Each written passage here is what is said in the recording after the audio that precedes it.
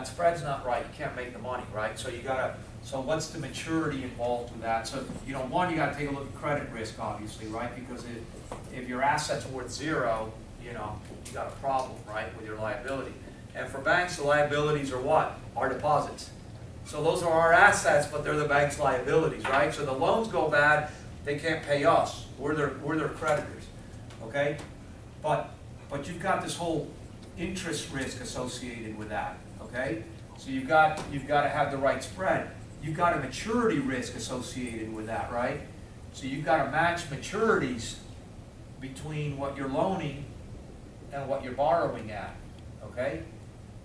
You've got a whole management integrity issue, right? Because they're dealing with money. So like, people can't steal a nuclear reactor, but they can steal money, okay? So, and then there's obviously a liquidity risk associated with this, right? Kind of tied to maturity, right? All of a sudden, you don't want to have a run on the liabilities. People are concerned with credit quality. Everybody wants their money. Everyone wants their money now. And a bank obviously can't pay everybody their money now. So banks don't want any of that. I mean, we've seen runs in this country. The last bank run I saw here was in Ohio in like 1984, 1985, and it was caused by, there was a failure of, there was a firm here in downtown Fort Lauderdale called ESM Securities, and they traded in government bonds. There were 2 or 3 banks in Ohio, savings and loans that were state regulated, that loaned them money. Turned out that, you know, the managers had stolen a bunch of money. They paid the audit firm to falsify the audit reports. So people were concerned that the banks were going to fail. There was a run on banks in Ohio. They had to have a bank holiday. Who's lived through a bank holiday? Thankfully I haven't, but maybe some other people from other countries. You close the bank. How long were the banks closed in Greece this summer? Like almost a month or something like that, right? There's no money. No money. How can you give people money if there's no money?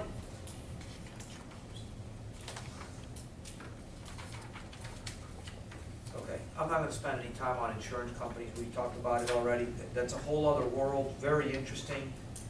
We've got stock and mutual companies, right? Stock are publicly traded. Mutual are still owned by the policyholders. You generally have 2 classifications. You've got life and you've got casualty.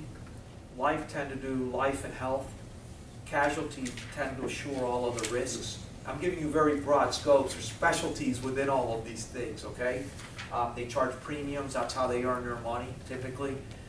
Life companies, in particular, because of their matching and the promises that they make to their creditors, tend to be big investors in real estate. They insure people's lives, they provide for people's insurance, retirement needs through annuities, and so they make long-term investments in real estate, both as lenders of high-grade assets, and also as equity investors. Long-term, slow, steady growth. Property and casualty firms tend to make their money trading. They charge huge premiums, they pay huge commissions, they have huge losses every year, and they tend to be very cyclical, right? One year's a hurricane, wipe out reserves, and you don't have a hurricane for 20 years, right? So, because of the nature of the risks that they assume or cover, they are not typical investors in real estate. And so when you talk about real estate, you hear Prudential, Matt, Northwestern, those are life companies. You don't tend to hear Progressive, Geico, you don't hear it, you don't hear the name of casualty companies. We can talk another day if you guys are interested on the different type of products that there are out there, but that's really outside the scope of this class. We talked about finance companies and what they were. Asset management firms. We'll spend a fair bit of time talking about this. This is the last topic that I'll talk about in the textbook today. So asset management firms are regulated typically by 4 major pieces of regulation: the Securities Act of 1933, the Securities Act of 1934, the Investment Company Act of 1940, and the Investment Advisors Act of 1940. we'll talk about all this stuff in greater detail, okay, but just so that you know. And so, you know, ultimately,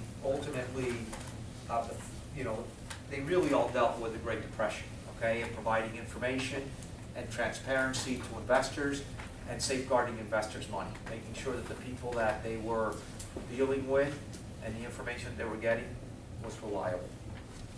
Asset management firms come in a lot of different shapes and sizes, okay? So we can think of an asset management firm. We talk about mutual funds. We thought mutual funds are companies under the Investment Act of 1940, pool money together and invest it. Mutual funds can be publicly traded. They cannot be publicly traded.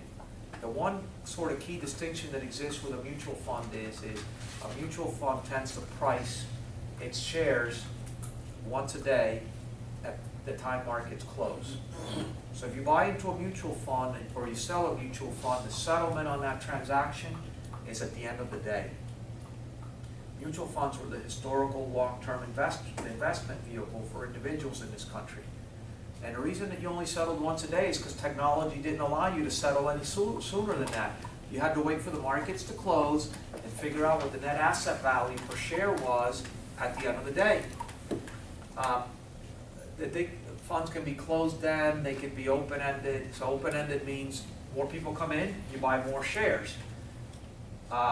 Closed-end could be there's a limited, share offering, and then everything else is traded on the secondary market. They can have a fixed life. They cannot. Closed-end funds can use leverage. There's all kinds of conditions that you create. There's commissions always traded on this. There's management fees that are paid to the asset managers, and there are commissions for marketing them. Some are front-loaded, some are not. Front-loaded means you pay a commission at the time you buy the fund. Okay? Mutual funds have a preferential tax benefit under the Investment Company Act of 1940, similar to REITs, as long as they distribute 90% of their net income to their shareholders or to their unit holders, they don't pay tax. So the distribution is tax exempt. So when they don't do that, they pay tax? It's pretty high tax? If they don't distribute... Well, there's no double taxation, Alex. So the fund doesn't pay and then you pay. You pay as an individual when you get a distribution. But when the fund doesn't distribute 90% of their funds... But they will. Otherwise, they will. Otherwise, their purpose wouldn't exist, okay? It's like a REE. Nobody invests in a REE thinking that the REIT status is going to be blown. And I can tell you, and I can tell you, we were going, when I left the company, they ultimately never did it. We were going through the whole process of doing a REIT. And the whole issue was making sure that when we elected REIT status, that we could maintain that status. So you got to manage your business to meet the expectations of that shareholder. I can't tell you of a REIT that I understand has blown its status. I've never heard of a mutual fund that's blown its, so. How do you define a no-load mutual fund? So no load is different than, so you can be front loaded. So no load means that the sales commission is not charged up front. So when you buy into it, there's no commission or no apparent commission that you see. Okay? When you see loads, when you see these commissions paid, typically like when you go to a bank or a credit union, they'll sell you a lot of these like non-publicly traded mutual funds, and those tend to carry commissions. And the guy who's selling them to you is making a lot of money.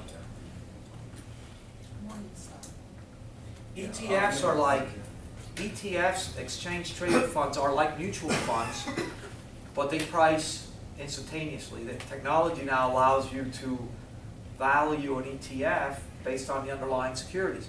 Now there may be a mismatch, but the market always corrects that. Okay, so there's really no arbitrage there. But an exchange-traded fund, again, it's investment company regulated under the Act of 1940, pools money together, and it distributes 90% of its net income, so it's not a taxable vehicle.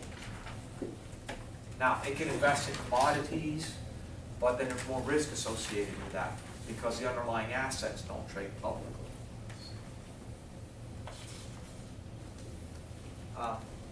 Hedge funds. We talked a little bit about hedge funds. Hedge funds, again, wealthy individuals,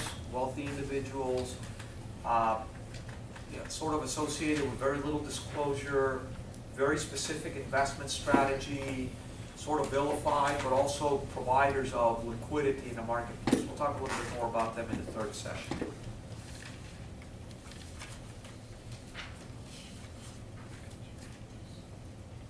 Pension funds, they manage defined benefit plans. What are the difference between defined benefits and defined contribution plans? The benefits, you know what you're getting, and then the contribution, they specify what they're putting in, but you don't know the eventually. Okay, well, it's not what they're putting in. So historically in this country, companies as an enticement to employment provided a pension. And that pension was, people worked for a company most of their life, and they would get a defined benefit. If you work X number of years and your salary is X, you're going to receive a benefit of Y for X amount of time. Over time, those became obviously very costly. People work longer, right? Returns maybe haven't been what people had expected. Salaries went way up.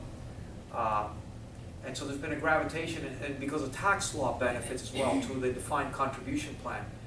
And the most widely used one of that is a 401k plan. So they tend to be individual contributions. There may be employer matches, but they don't tend to be exclusive employer matches. So, I'm sorry, employer contributions. So they tend to be employee-driven contributions, and you know what you're putting in. You don't know the results. The results are going to be based on the investment strategy and whoever is managing that and the allocation that's used. Okay.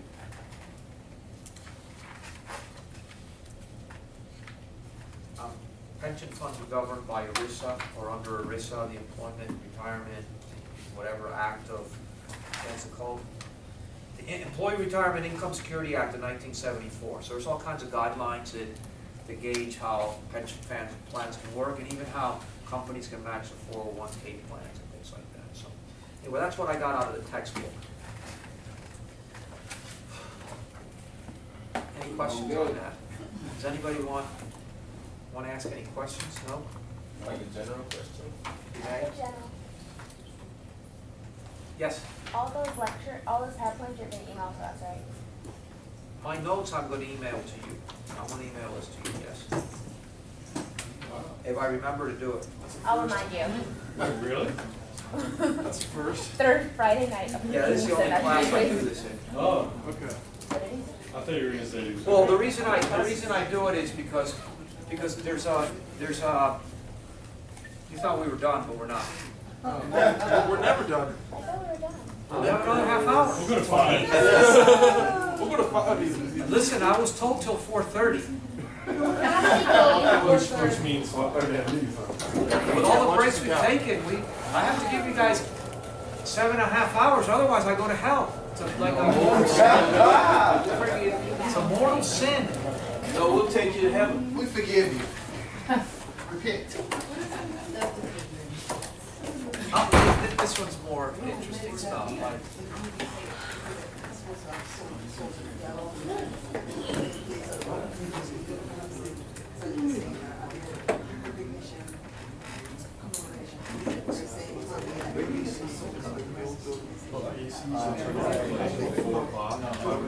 And we'd go another hour. We're just sweating. Oh, it was terrible. And you're in the last hour, you're like, And then the quiz. and then you know, people are just sweating. Papers. It was a great class. Oh, You missed the windows, don't you? I do miss the God, the first question I asked Fred when I asked him if he knew what room we were in, I said, "Are there any windows?" And he said, "No." Because even The windows changed the whole atmosphere. but just look, the classrooms upstairs don't give you windows outside, but there's still light. I was just thinking, I went out. I went out, when you guys were eating lunch, I just went and sat outside, and look, I'm an accountant, you know, I don't know any of this stuff. I have a cousin who's an architect, and his specialty is historic preservation, but he also does a lot of lighting work, and he teaches lighting, he's taught lighting at the Savannah School of Art and Design, and this international university, but he helped me redo my house. And one of the things that I remember us talking about was the importance of natural light to work environments, to just general health. Yeah. And it's things that people don't really you don't focus or pay attention to. I can get so much more about I'm telling you, it was the other classrooms. Is it really so annoying? I So mean, it's probably good because like I will gaze out the window and start talking. I got detention in middle school for talking to a bird out there. Talking to a bird. Yeah. How come this thing doesn't? Because, you know, none of us Broward, you know, Broward College has better, you know, equipment. Surprisingly, I hate to say that, that was the only thing that was better there. The windows? No, No, they're keeping it and everything works. I hated that place. You don't know how happy I am. Oh, yeah. Everyone had to move their computers over so you can see us. Yes. And all the heat coming off all those computers with the AC down. God, I hated that.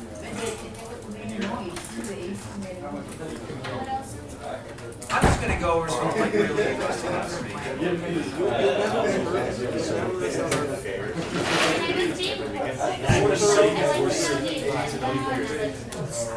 Color run where everyone's getting Okay, hold on. I have a question from the peanut gallery, from the student gallery. The question is, what is the agenda and what are we doing? We're here from 8 to 4:30 and we're gonna be studying. Like, can you like tell me what we're doing at each hour? That would. I can't do that. His syllabus changes, his agenda changes on a minute-to-minute basis. Let him flow, let him run. I'm not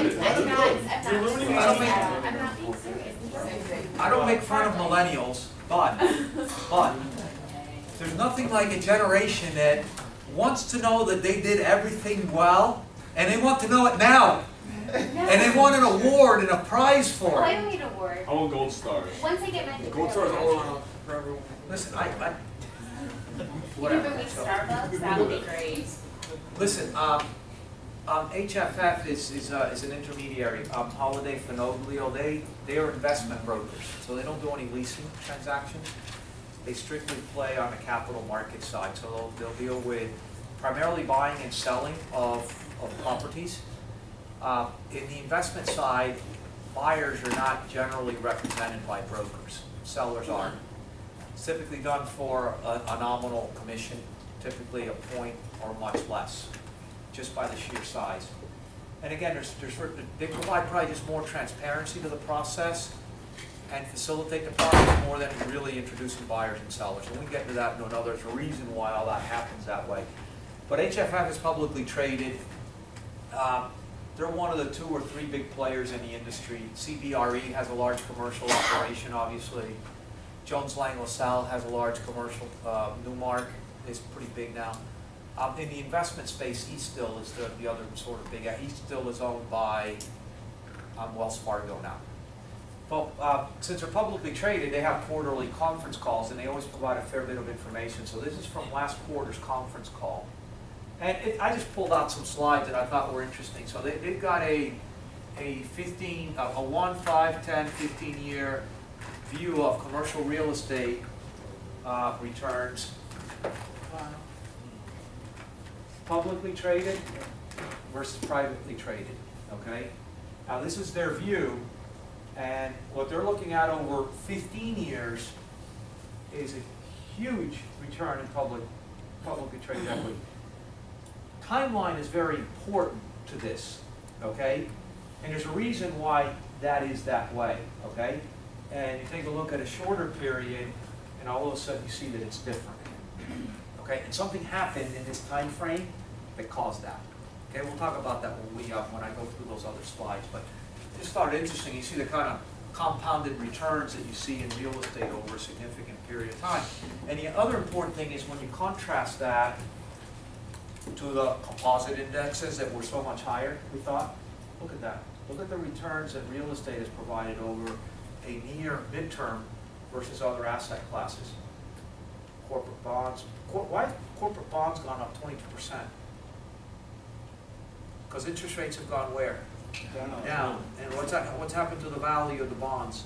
Have gone up. Otherwise, you probably see returns sort of in this sort of realm here. You know, what would your return be on a bond? The coupon. If there's no inflation or interest rate fluctuation, what's the return on a bond? The interest, not zero, the interest rate.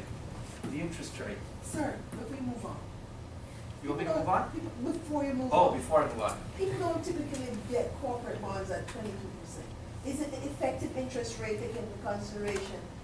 No, it's because interest rates have gone down, people have bought, so, let's just say something, I bought a bond that had a face value of $1,000 when market rates were 10%. Market rates dropped to 5%, all of a sudden that value of that bond went up to 150 and I sold it. So you realize it. You realize the premium that you Yeah, were that's what I'm talking saying, about it's the before. effective interest rate. Well, it's the effective return, Right. remember, remember, holding period return is capital gain plus dividends or distributions received during the period, okay? Some interesting, well, that's just who they are, okay? CBRE, Eastdil, HFF, Jones Lang LaSalle, Cushman, and then the others, okay? Why is it? We have a new computer here, man. This is. Why is this? It's time. Good. Let me hit enable all features. See at the top yellow part? Yeah. Yeah, but then when you do this, okay, whatever, I figured it out with the.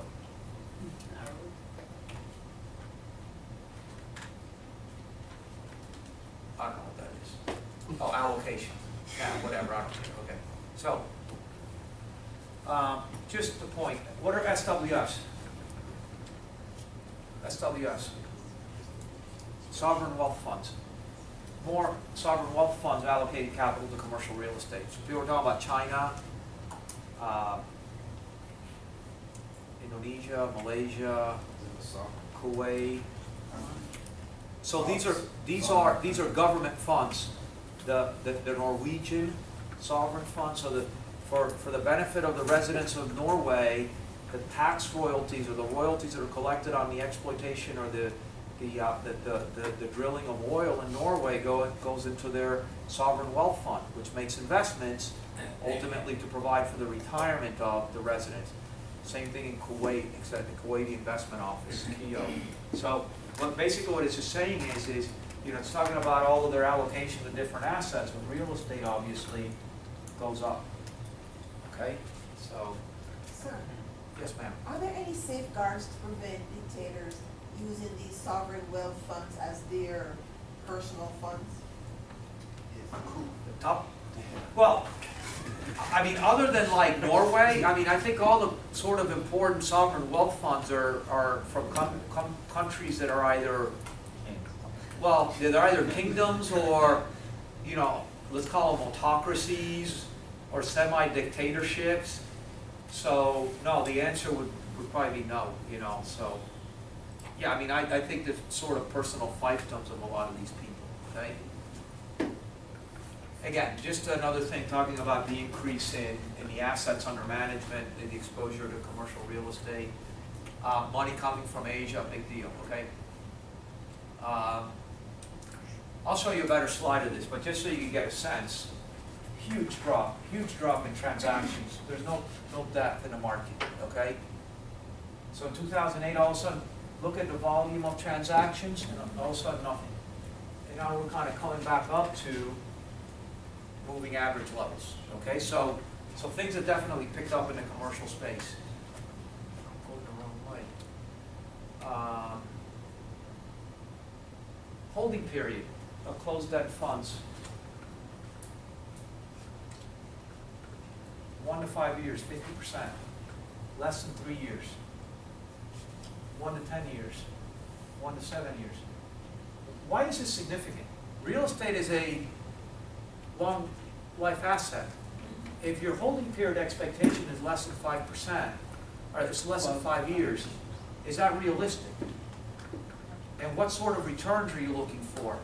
You got to get in and out. IRRs work, time works against you. So the only way to get return is to flip stuff, which has to imply, and I don't have this slide here, but all the money going into real estate funds is opportunistic. Everybody's looking for low holding periods, high returns. And what are the implications of that? High risk.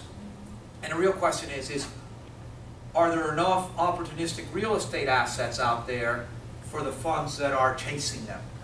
So this 5-year holding period is typically for A-class, a couple movements in the cap rate, and they set result, eh? What I would tell you is that historically holding periods for commercial real estate funds or funds that invest in commercial real estate are 7 to 10 years. And anything below that, now that doesn't mean that they could not have exited certain positions in less time than that, but you would see significant capital, returns to investors till years, 6, 7, 8. And maybe you extend the period, you extend the life. It takes time. Things take time. Do all states have a 40-year for their buildings? Is that a federal level or? Dude, that's like a contractor question. I don't know the answer to that. I know in Florida, condominiums need to recertify their buildings. Yeah. I don't know. It's a 40 year. And is that just condominiums? No, No, I think it's all buildings, 40-year recertification. And is that just a state of Florida issue? That's what I was trying to find out, because it's in New York, you have a 40-year as well. Yeah, it's a 40 year now. So So, and that would make a look- difference if you're investing in a property that's been had 3 times and then you fall within the 40-year period. Ultimately, building codes tend to harmonize. Something happens somewhere, they adapt it, and people sort of follow suit after that, so. So on the last slide, you said 5 years, but we've learned that the development timeline, 5 years is about the time you can potentially do a merchant sale of a new development. So wouldn't that be an ideal time for them to also get if out? you are, and when we get to that, when we talk about opportunistic styles of investing, one of the few categories that could fall in there is speculative development. Okay? Does that make it 50% probably? No, and we'll talk about return expectations in another class, okay? This is issuances of CMBSs, of commercial mortgage-backed securities, and you can see that the big expirations is by expiration years are coming up now. Now, what happened is because most of these things tended to be 10 years in maturity. Big problem with that. What's happened is because property values have recovered, there's less of a concern, right? Because people should be able to refinance it when they mature. In 2009, mortgages that came due, nobody was willing to refinance. So lenders, what's the old story? If you owe the bank $20,000 and you can't pay, you got a problem. But if you owe the bank $20 million and you can't pay, the bank's got a problem. Right. Okay, so when it's a lot of money, the lender is the one that has the problem, okay? That's just, I know that I had a version of this and I cut out some of the slides. I must have. Yeah, they're trying to relay here in this particular slide. They're trying to relay interest rate movements with loan originations. They're kind of saying, but the problem is interest rates went way down during this period, and loans, there was no activity going on. One would typically expect that if rates go down, originations would go up, right? But you can see it doesn't necessarily correlate, exactly that way, right? I'll give you a different view of this, but this is basically trying to relay cap rates to treasuries to see the spread that exists between what real estate returns are and what risk-free returns are. Okay, and that's just an important thing to track. Again, cap rates versus BBB corporate debt. I'll show you this from a more specific or different perspective, but most major markets have more than recovered their values. Non-major markets are starting to get there, but we're kind of back to peak levels at this point, for the most part.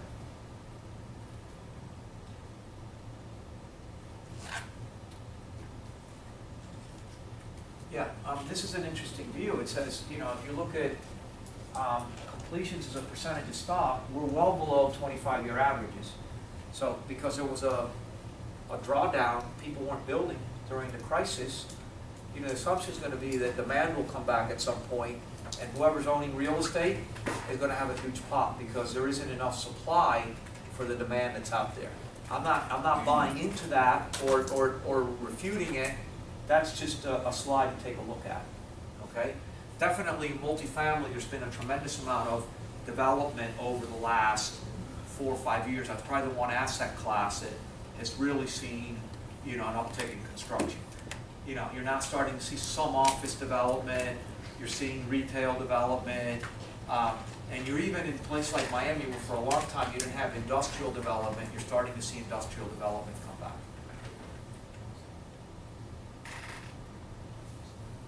Okay, that was it. Okay, so with that,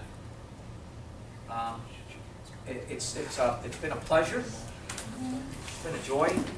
Always exciting. And I look forward to our next session. I'll be on office hours. I'll send you guys articles, and I'm always available via email. I doubt that I will have the energy when I get to the office today to do it. Most likely tomorrow. All right? If I have the energy when I get home, I have my office next door. So if I have the energy, I'll go into the office and send it, but I won't bank on it. At least the people need to I'll try my best. I'll try my best. The group that we're doing the presentations at our next class that we have, that Tuesday you need our, Tuesday before that you need our paper. Do we have to give you the presentation or can we work on the I'm going to give you a presentation after that. But you need our outline this Tuesday. And the presentation, I don't need more than 2 or 3 slides because we really, one, I'm sure you don't want to prepare for a 30-minute presentation, but we don't have time for 7 people to do 30-minute presentations. So it's going to be 12, you know, 2 or 3 slides, bullet points. Main idea, what we analyze from the article. What do we take from it, and what should you know? You didn't read the article, but this is what I took from it. We're emailing you the outline. Yeah. No, that's fine. Oh, yeah.